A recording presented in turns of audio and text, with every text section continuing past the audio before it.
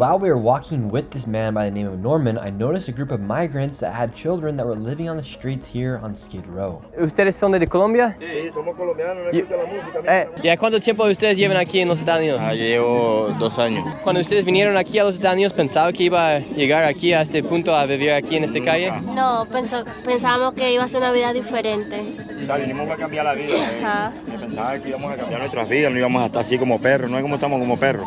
Porque no somos animales, somos seres humanos. Pero, coño, mira a los niños, tenemos los niños aquí, ¿ves?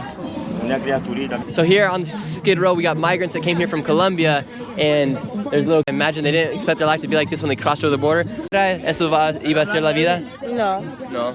Y Dylan, ¿te gusta vivir aquí en los Estados Unidos? No. Ya, entonces ustedes pasaron por mucho para llegar aquí a los Estados Unidos, claro. Y ahora está viviendo en carpas aquí en uno de los más peligrosos lugares en todo el mundo. ¿Sí? ¿Y tu calidad de vida está mejor aquí que fue allí en Colombia?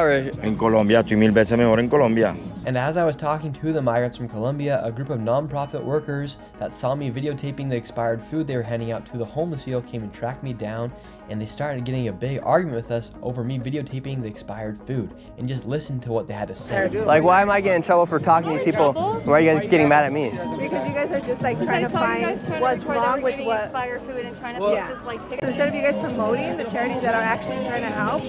Yeah, we're just showing what's going on, and we're talking to people. They're like, don't put the camera in the food. No, we ask permission first and make sure that it's okay if they want to speak on the camera before we actually do that. So the kid that you guys were looking at, she said those aren't even the parents. So I said, so who's the parents of the kid? They're like, well, we don't know. And I said, well, then there's a trafficking issue, you know? And then now when the camera came, they're like, oh, no, it's not a trafficking issue. That's not what we said. 2 seconds ago, the lady just said there's a trafficking issue down here, that kid is not belong to them.